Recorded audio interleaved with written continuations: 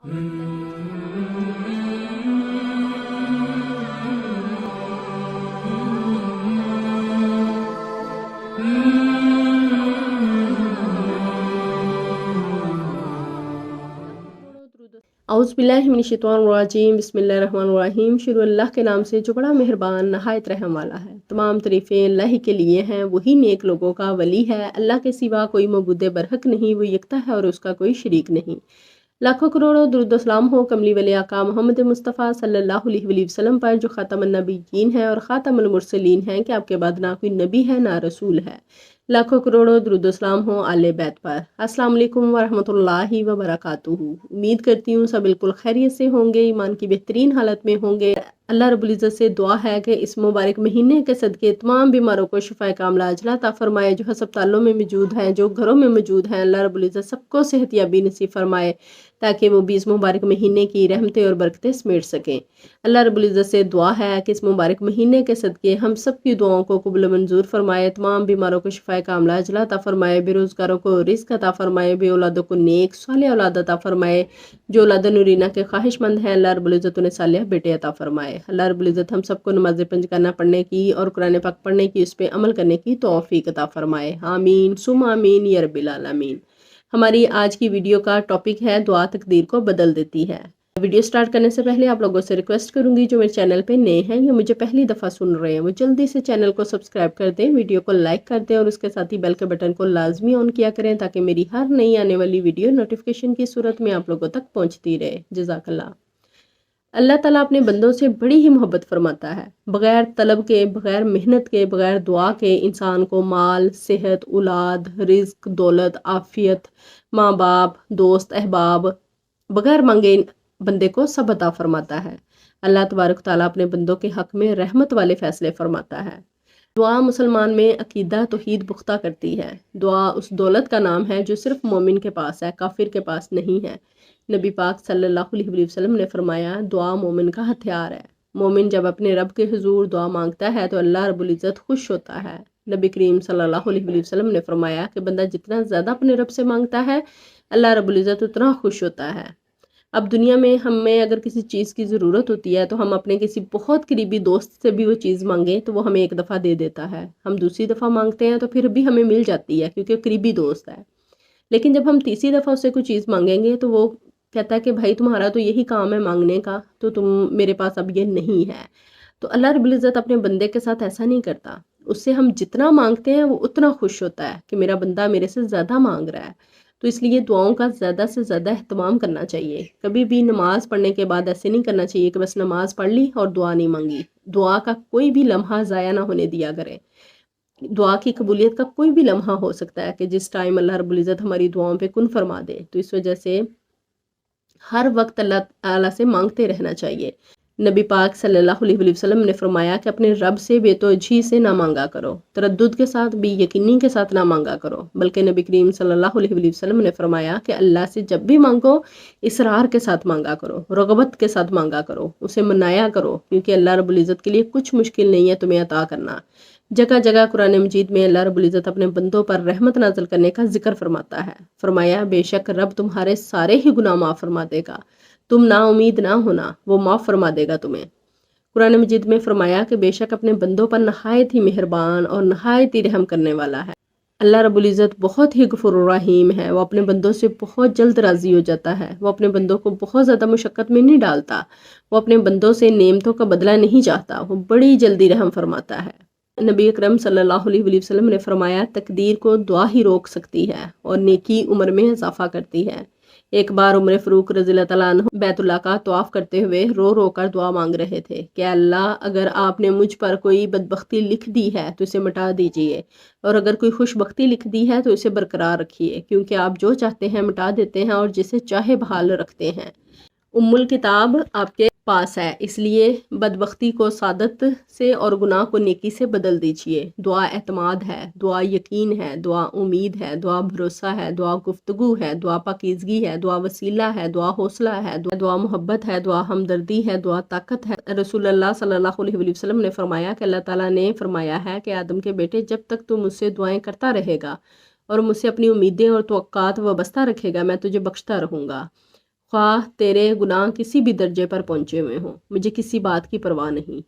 اے آدم کے بیٹے، اگر تیرے گناہ آسمان کو چھونے لگے اور تو میرے سے سچے دل سے توبہ کرے تو میں تیرے سارے گناہ معاف فرما دوں گا۔ اللہ رب العزت اپنے بندوں کے ساتھ اتنا غفور ہے، اتنا کریم ہے، اتنا معاف کرنے والا ہے، اتنا بخشنے والا ہے کہ وہ اپنے بندے کی توبہ کے انتظار میں رہتا ہے کہ کب میرا بندہ میری طرف لوٹے اور میں اس کو معاف کر دوں۔ انسان جب کسی نیکی کا ارادہ کرتا ہے تو اللہ رب العزت فرشتوں کو حکم دیتا ہے کہ لکھ دو، میرے بندے نے ارادہ کیا ہے۔ اور جب انسان گناہوں کا ارادہ کرتا ہے تو اللہ رب العزت فرشتوں کو روک دیتا ہے کہ ابھی نہ لکھنا، ہو سکتا ہے میرے بندہ جو ہے بدل جائے، اس کا دل بدل جائے، اسے احساس ہو جائے کہ یہ گناہ کرنے جا رہا ہے اور یہ اپنے گناہ سے باز آ جائے، تو ابھی نہ لکھنا جب تک یہ گناہ کر نہ لے۔ تو اللہ رب العزت اپنے بندوں کو بخشنے کے بہانے ڈھونڈتا ہے کہ میں اپنے بندوں کو کسی طرح جو ہے وہ بخش دوں۔ نبی پاک صلی اللہ علیہ وآلہ وسلم نے اپنی امت کے لیے کتنی دعائیں کی کہ اللہ رب العزت میری امت کو بخش دینا، میری امت کو بخش دینا۔ تو امت کو اللہ رب العزت تبھی بخشے گا نا جب امت بھی دعا مانگے گی، اپنی بخشش مانگے گی یا اپنے اعمال درست کرے گی۔ اب ایسا تو نہیں ہو سکتا کہ امت ہر وہ گناہ کرے جس سے اللہ رب العزت نے، نبی پاک صلی اللہ علیہ وآلہ وسلم نے منع فرمایا، اور اس کے بعد بھی اللہ تعالیٰ بخش دے۔ اللہ تعالیٰ تو پھر سزا دیتا ہے، لیکن یہ کہ اگر انسان ساری زندگی بھی گناہ کرتا رہے، اس کے گناہوں کے ڈھیر زمین سے لے کر آسمان تک بھی لگ جائیں، ایک آسمان کے بعد دوسرا آسمان ہے، دوسرے کے بعد تیسرا، اور اسی طرح 7 آسمان ہیں۔ اللہ تعالیٰ کہتا ہے کہ اگر تمہارے گناہ زمین سے شروع ہوں اور 7ویں آسمان تک چلے جائیں، لیکن تم سچے دل سے میرے سے توبہ کرو تو میں تمہارے سارے گناہ معاف کر دوں گا۔ اتنا غفور الرحیم ہے ہمارا رب، اور ہم پھر بھی گناہ کرتے ہیں اور اللہ سے معافی بھی نہیں مانگتے، اور دعا کو ہم بوجھ سمجھتے ہیں۔ نماز پڑھ لی، جائے نماز اٹھائی اور سائڈ پہ رکھ دی، دعا مانگنا ہمیں جو ہے وہ مشکل لگتا ہے۔ تو اللہ رب العزت سے جتنی دعا کریں، اللہ رب العزت ہماری ہر دعا قبول کرتا ہے۔ دعا انسان کی کبھی بھی رد نہیں جاتی۔ کچھ دعائیں ایسی ہوتی ہیں کہ جب ہم انہیں مانگتے ہیں تو اللہ رب العزت انہیں فوراً قبول کر لیتا ہے اور اس کا ہمیں صلہ دے دیتا ہے۔ کچھ دعائیں ایسی ہوتی ہیں جو ہمارے حق میں اچھی نہیں ہوتی تو اللہ رب العزت انہیں کچھ ٹائم کے بعد جو ہے وہ قبول کر لیتا ہے، اور کچھ دعائیں ایسی ہوتی ہیں جو ہمارے حق میں کبھی بھی اچھی نہیں ہوتی تو اللہ رب العزت انہیں آخرت کے لیے ذخیرہ کر لیتا ہے۔ ایسا نہیں ہوتا کہ ہماری کچھ دعائیں قبول ہوتی ہیں اور کچھ نہیں ہوتی۔ انسان کی ہر دعا قبول ہوتی ہے، لیکن اس کی 3 صورتیں ہوتی ہیں۔ ایک دعا فوراً قبول ہو جاتی ہے، ایک کچھ ٹائم کے بعد قبول ہو جاتی ہے، اور تیسری دعا جو ہے وہ آخرت کے لیے ذخیرہ کر لی جاتی ہے۔ اور آخرت میں جب اس دعا کا اللہ رب العزت اپنے بندے کو صلہ دے گا تو انسان خواہش کرے گا کہ کاش دنیا میں میری کوئی دعا بھی قبول نہ ہوئی ہوتی تو آج مجھے ان تمام دعاؤں کا جو ہے اللہ رب العزت اس صورت میں صلہ دیتا۔ اللہ رب العزت نے وہاں بھی انسان کے لیے ایسا خوبصورت صلہ رکھا ہوگا ان دعاؤں کے بدلے جو دنیا میں اس کے حق میں اچھی نہیں تھی۔ اور اللہ رب العزت وہ دعائیں دنیا میں کیوں قبول نہیں کرتا؟ کیونکہ وہ اپنے بندوں سے بے تحاشا محبت کرتا ہے، اپنے بندوں سے 70 ماؤں سے زیادہ محبت کرتا ہے۔ ہم سے ایک ماں کی محبت سنبھالی نہیں جاتی، ہماری ایک ماں جو ہے وہ ہم سے اتنی محبت کرتی ہے، ہم اپنے بچوں سے اتنی محبت کرتے ہیں، تو ہمارا رب 70 ماؤں سے زیادہ ہم سے محبت کرتا ہے، اپنے نبی کی امت سے بے تحاشا محبت کرتا ہے، اور اللہ چاہتا ہے کہ اپنے بندے کو کبھی بھی کسی مشکل میں نہ ڈالیں۔ لیکن کچھ انسان کے اعمال ہوتے ہیں جس کی وجہ سے اس کی زندگی میں مشکلات آتی ہیں، اور کچھ انسانوں کی زندگی میں مشکلات جو آتی ہیں وہ اس کی آزمائش ہوتی ہیں۔ اللہ تعالیٰ اپنے بندے کو آزمانے کے لیے اس کی زندگی میں مشکلات لے کے آتا ہے اور دیکھنا چاہتا ہے کہ میرا بندہ کس حد تک میرے اوپر توکل کرتا ہے، میری ذات پہ بھروسہ رکھتا ہے، اسے کس حد تک میرے اوپر یقین ہے کہ میں اسے مشکل سے نکال دوں گا۔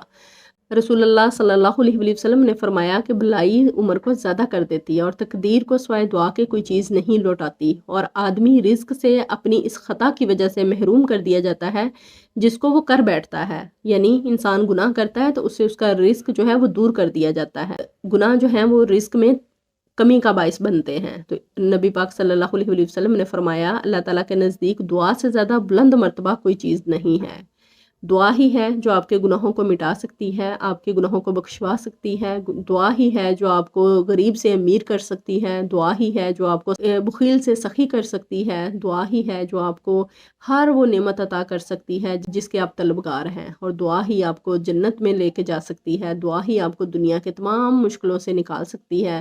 تو دعا کرتے رہا کریں، کوئی بھی موقع ضائع نہ کیا کریں، جب جب دل کرے اللہ رب العزت سے مانگیں۔ دعا مانگنے کا کوئی خاص وقت نہیں ہے کہ آپ نے اسپیشلی کوئی وقت ہے تو اس ٹائم پہ دعا مانگنی ہے، اٹھتے بیٹھتے چلتے پھرتے اللہ رب العزت سے دعائیں مانگا کریں، اور اپنے لیے بھی دعا کیا کریں اور دوسروں کے لیے بھی دعا کیا کریں۔ جب انسان دوسروں کے لیے سچے دل سے دعا کرتا ہے تو اللہ رب العزت وہی سب چیزیں اس کے حق میں بھی لکھ دیتا ہے جو وہ دوسروں کے لیے مانگ رہا ہوتا ہے۔ تو اس لیے اللہ رب العزت سے دعائیں کرتے رہا کریں، اپنے لیے بھی دوسروں کے لیے بھی۔ اللہ تعالیٰ ہم سب کی دعاؤں کو قبول و منظور فرمائے، ہم سب کے دلوں میں اخلاص جو ہے وہ پیدا فرمائے، تاکہ ہم جو چیزیں جو نعمتیں اپنے لیے مانگتے ہیں وہی ہم دوسروں کے لیے بھی مانگ سکیں۔ اللہ رب العزت اس ماہ مبارک کے صدقے جتنے بھی پریشان حال کن ہیں سب کی پریشانیوں کو دور فرمائے۔ اللہ رب العزت بے روزگاروں کو رزق عطا فرمائے، بے اولادوں کو نیک اولاد عطا فرمائے، اور اس ماہ مبارک کے صدقے ہم سب کی پریشانیوں کو دور فرمائے، اور اس ماہ مبارک کے صدقے ہم سب کے گناہوں کی بخشش فرمائے۔ آمین ثم آمین یا رب العالمین۔ دعاؤں میں یاد رکھیے گا، اپنا ڈھیر سارا خیال رکھیے گا۔ اللہ حافظ۔